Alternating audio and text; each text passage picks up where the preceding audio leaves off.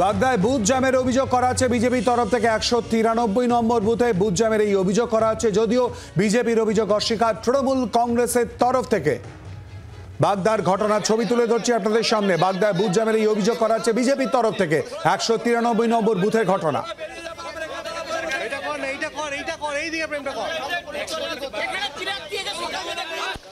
এখানে তো বুথ জাম করে সকাল থেকেই রেখেছে। আমাকে 193 বুথ নাম্বার মালিপুতা গ্রাম, হ্যাঁ, দুই সাইড দিয়েই জাম করে রেখেছে। আমার কাছে অনেক অভিযোগ আসছে। একদিক থেকে তো সাধারণ পাবলিক তো বেরোতেই দিচ্ছে না।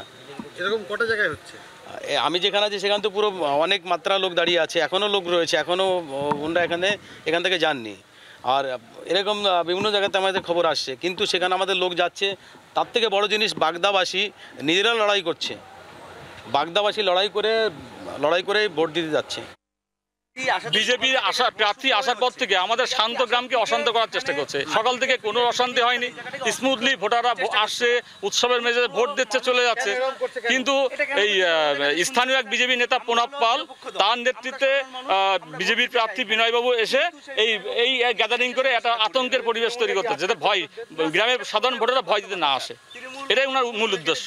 এখন তো বাহিনী এসছে, তাহলে কি বলবেন? এখন মানুষ ভয়তে আতঙ্ক হয়ে যাচ্ছে যে কেন আমাদের গ্রামে, আমরা তো চোখে দেখিনি, কখনো দেখিনি এরকম পরিবেশ। এই তাহলে কি ভোট দেওয়া হবে না? বিজেপিরা কি চাইছে কি, সেটাই তো মানুষের কাছে কৌতূহল। একদম অভিযোগ পাল্টা অভিযোগ, তার মধ্যে দিয়ে ভোট গ্রহণ প্রক্রিয়া চলছে। শেষ অবধি বলবো যে এখানে একটা বড় সংখ্যায় কেন্দ্রীয় বাহিনী রয়েছে, যে কেন্দ্রীয় বাহিনীর উপস্থিতিতে কিন্তু ভোট গ্রহণ প্রক্রিয়া চলছে। পার্থ পালের সঙ্গে অর্ণবংশ নিয়োগী, জি 24 ঘন্টা, বাগদা।